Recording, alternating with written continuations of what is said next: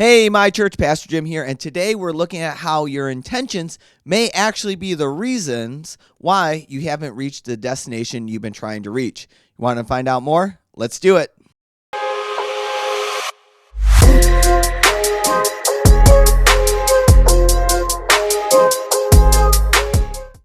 One of my favorite things to do, and my kids know I love to do this too, is to go for a drive and get lost. Get lost on purpose and then have to find my way back. And it's fun to get lost when you know the plan is for you to get lost, but it's not so fun when you get lost and you're trying to get back and you're on a time crunch and all those things, and then you pull out your map only to find out that you're so far away in the woods or on a dirt road somewhere that your map's not even registering where you are. And that leads us to our big idea today, that our directions, not our intentions, is what leads us to the destinations or the places we want to be or want to go. And last week in our small group, somebody put it this way. They said it's kind of like in Jurassic Park 3, when Dr. Grant says some of the worst things imaginable were done with the best intentions. Now, chances are you're like me, and there are some things in your past that you started out with the best intentions possible, and it had all the right feelings, and you felt like this was the right path for you, only to go down that path and later realize that this wasn't the path that you intended to be on. You hit a dead end, or you end up at a place you never wanted to be at, and at that point, you either got to backtrack or jump to a whole new path.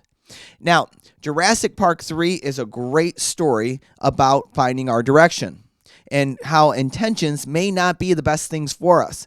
But did you know there's actually a story in the Bible that talks about this too? And it's written by King Solomon, who was the king of Israel. And he's written this long, long ago, but for over 2,000 years, people like you and me have sat down and listened to this story that he told.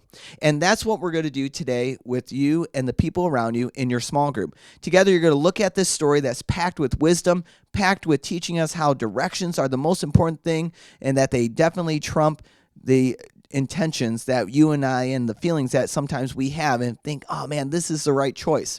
And so we'll look at that a little bit later. But before I let you go, there's two things I want to tell you. One, Bless Someone Sunday was the last Sunday of the year. And guys, we have heard some great stories already of what you and some of the people around you have done. But this week, we're going to ask that question one more time and talk about Bless Someone Sunday one last time. And I want you guys to share, if you haven't done yours yet, what you did and how awesome it was and where did you see God in it. And we're about a month into our giving challenge, where my family and your family have been invited to give back to God a portion of what he has given to us. And we put the challenge out there in a couple different ways. But one of my favorite things that we talked about when we first initially put it out there was that in the challenge, after 6 months, which will be in June, if you don't feel like God has blessed you more than you have given to him, then we will give you your money back, because we believe God at his word. And God says, you can't outbless me. But really, when we give to God, it's not so much about trying to outgive him or trying to get blessings from him that he normally wouldn't give us. It's bigger and it's more important. It's that you want a God that you can trust. I want a God that I can trust. And so when we give, God invites us to trust him with something that maybe for you is really hard to trust anyone with. And so, guys, I encourage you, if you haven't already, to go onto our website. It's super easy to get to, and you can set up a one-time or automatic monthly giving.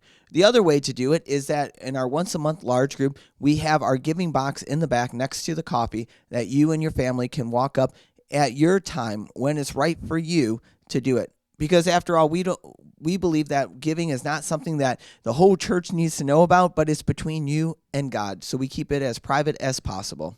But guys, that's it. Know that I love you. I'm so excited and thankful that you are a part of my church, where together we can help other people outshine the darkness in their lives. See ya.